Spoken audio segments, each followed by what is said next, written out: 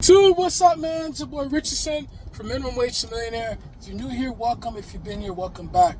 Again, consistent like the last couple of videos. Just came back from the gym. Forgive me for the sweating and the excessive breathing, but just came back, wanted to do this video as I'm driving back home. And that is the importance of learning the taxes in your country. In this case, I'm in the United States, so I'm going to use the United States as a basis.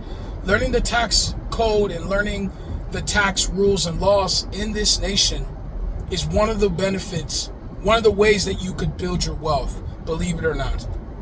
And sometimes it's not just diligently saving, although that's important, paying down debt, although that's important, and investing, although that's important, but learning the tax code is the secret that kind of puts all these things together and allows you to build wealth as efficient as possible. So, in case you didn't know, in this country, like I'm sure every country, you have to pay taxes. What are my overall thoughts on taxes? We just I guess you could call them a necessary evil. It's just one of the things that we have to do in life. I know a lot of people have their own opinions on taxes. Some people believe we shouldn't pay taxes at all. I understand that sentiment. Now, for me, looking at it from a biblical standpoint, because I am a Christian, you know, we're called to not owe anyone anything, as Romans, I believe 13:8. Not owe anybody anything except love, for loving one another is fulfilling the law. And the verses that came before that, like verse I think 6 and 7, talks about, having, so pay your taxes that are due, pay revenue to who you owe, pay your debts to whoever owe, etc., etc. So for me, and also we can't no one can forget about the situation with Jesus, and when he was talking to the Pharisees, they were trying to trap him, but of course Jesus, God in the flesh, was able to read their thoughts and knew that they were trapping him. So he took a coin. He said, whose coin does this belong to? They said, it's Caesar's. Cool. Pay Caesar what belongs to Caesar, but render to God what belongs to God. And what Jesus was basically saying is like, okay, if this is Caesar's money, this is Caesar's land, you guys are subjected to Caesar's laws, okay, pay that to Caesar and give it to him. But remember, everything else, literally everyone else, including Caesar, including you guys, belong to the Lord. So don't forget to give God what belongs to God. And that pertains to, being faithful and trusting in the Lord, right? So I'm going to pay my taxes. Plus, I also don't want the legal ramifications of not paying taxes, like interest and penalties, and even like seizing assets and garnishing wages and all that, right? So I'm going to pay my taxes. However, one thing that people don't think about is that, oh, well, if we have to pay taxes, that's unfortunate, that sucks. I'm just going to, despair, wallow in despair. Not necessarily, right? Because they are different ways where you could, I guess, it all folds under the basket of tax avoidance. And let me just explain these two terms before I go any further. There's tax avoidance and then there's tax evasion. Tax evasion is the illegal, term, the term that means that you're avoiding, illegally avoiding taxes. So, when you think about the famous people like Wesley Snipes, I think it was El Chapo, how, of course, the reason that they get jammed up was that they didn't pay their taxes. And I think for those cases as well, the more severe thing, because in this country, you are penalized more, and you are, you're penalized more for not filing your taxes and not necessarily not paying those taxes. And I think for those cases, they didn't file or pay. That's tax evasion. That's illegal. That's where, the FBI and the IRS and all that, they come knocking on your door and do all that crazy stuff. But tax avoidance is actually legal. It's utilizing IRS compliant laws to legally pay the least amount of taxes or avoid as much taxes as you need. So the words tax avoidance and tax evasion, it sounds interchangeable, but they're actually not, right? So in this video, and in many of the videos that I made already and videos that I will make, is I will be leaning more towards tax avoidance. In my opinion, this is the path that we all should go, because let's be honest, most of us don't like to have to pay taxes. I'm willing to pay them because, like I mentioned earlier, for the reasons I mentioned earlier, but if I could give the government legally the least amount that I need to, then I would obviously rather do that than just give them the most amount of money.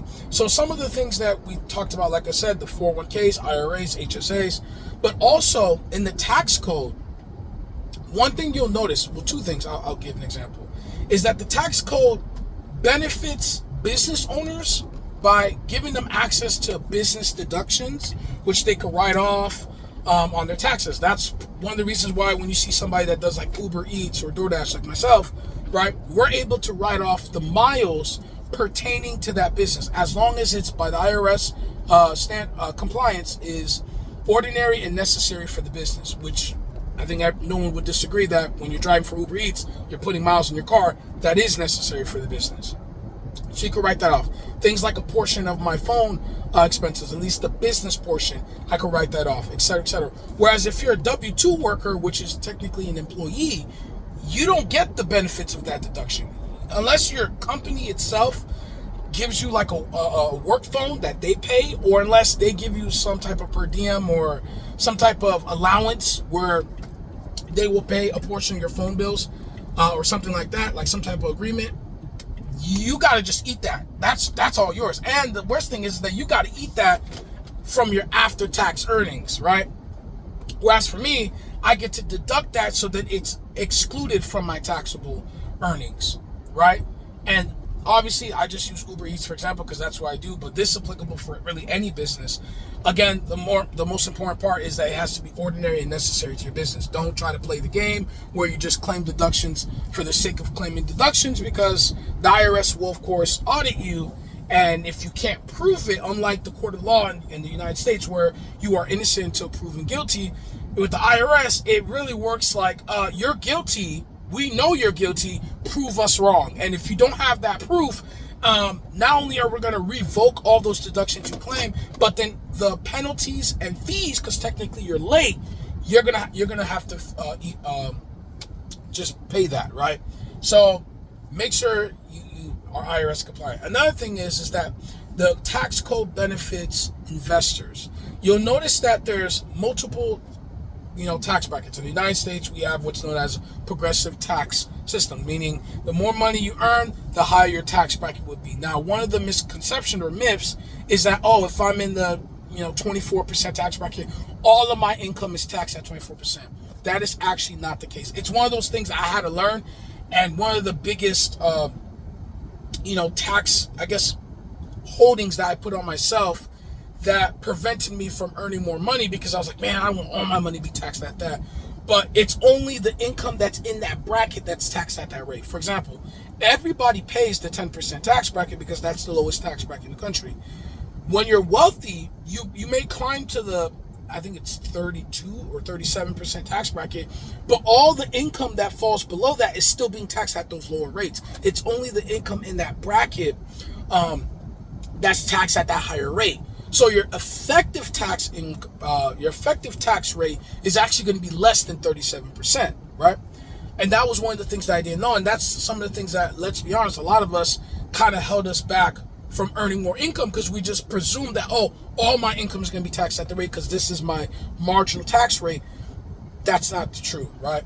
But before I digress, going back to capital gains, when you look at investments, right? When you invest in something, you pay a cost, right? A cost basis, right? You bought, let's say, Apple stock for $100. You sold it for $200, right? So $200 is your proceeds. $100 is your cost basis. So you made a capital gain of $100. You would think in this country, okay, you made $100. They're going to look at your taxable income, and then whatever that falls under, whatever that bracket, that's what you get taxed on. That's actually not true. In the United States, again, it favors investors, like I mentioned earlier. You actually have a completely different bucket for your gains. And you'll notice, like some YouTubers may make videos about capital gains, how, your capital gains rate is like 0, 15, and 20. So you only have 3 buckets that it fits into. And the great thing about it is that there's a chance where you could actually only pay 0% capital gains on your investment. So think about it. You made money through your investments. You didn't work or gave up labor, right? Like a traditional salary or wage worker. and yet you still pay less taxes than somebody who did give it to wages because of the capital gains and how the system works.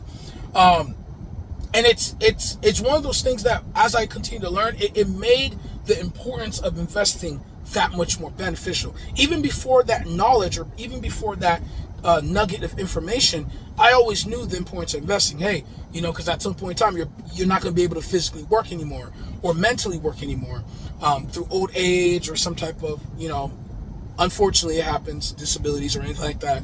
So you want to put money aside, let it work for you, so that way in those events or in those situations where those things does happen, you kind of have this nest egg of money waiting for you. So I already knew the importance of investing, but once I learned about how capital gains were taxed more favorably, and the fact that my money in the stock market, not only is it making more money compounding without me doing any extra effort, but the fact that it's, when I do sell that gain, and this applies to taxable investment accounts only, right? So if you're in a 401k, that's not applicable because you already are tax advantaged. Or Roth IRA, not applicable, you're already tax advantaged. But in a regular taxable brokerage account, the fact that I could pay less taxes, and even potentially zero, depending on my income and filing status, it's just crazy.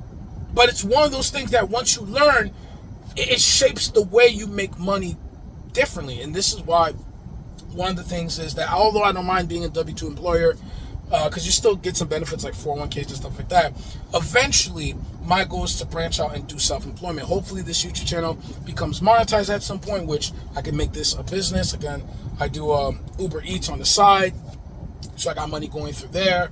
And then once I complete my apprenticeship, which I haven't started already, still looking, but keeping hope, keeping the faith. And once I go through the apprenticeship, my goal is that probably within 5 to 10 years of joining the trade, I branch out to self-employment. I'm not rushing to it, but that's the eventual goal, because once I do that, not only do I get to work on my time and kind of build myself from an income standpoint higher than I would as an employee, but also I would get access to those tax benefits that I wouldn't as a W-2 employee. Like, for example, if you're a W-2 employee and you buy tools in the trades, unless, again, your job has some type of reimbursement thing or whatever, you just got to eat that cost. That's just part of, I guess, the part of being a trade. Whereas if it's in your business and you're using those tools for business expenses, which I would imagine you are, you can deduct that from your taxes. So it's just, there's so much power in that. And then also really jump-starting my investment. I pay down my debts already, build up my emergency fund. I'm building up my moving fund. But once I do that, the runway is clear to investing because I can take those benefits. So in conclusion, learn the tax code. Am I saying everyone turns into a CPA? No. But one of the ways you can learn is just simply go on the IRS website and just look at I think it's the deductions and credits section of the website. I'll try to link the description of the IRS website so you guys can just go directly there. And just low-key learn about what things you could do, what credits, what deductions you could qualify for. Learn about the difference between sole proprietorship and an S corp and C corp and LLCs and stuff like that, entities. And maybe they may not be able to change the way you do your taxes, but learn more about them because maybe they can, right? I'm not a CPA or a tax professional. Also, use ChatGPT, although be very wary. Sometimes the information in ChatGPT is not 100% correct. So always make sure that when ChatGPT gives you information, you vet that from their sources or you vet that from other third-party sources so that you're making sure that you're remaining, again, compliant. And then lastly, just take, I would say 5 minutes a day. 5 minutes a day and just learn something about the taxes. And I will promise you within a few months, you'll kind of get this grasp of taxes that you never knew. It'll change your mind. And then by definition, it'll just change the way you handle your finances. So that's all I'm going to do. I'm going to go inside. I'm going to have my protein shake. Thank you guys for letting me ramble on for almost 15 minutes. May the Lord be with you guys all today. It's Richardson from Minimum Wage to Millionaire. Have a nice day.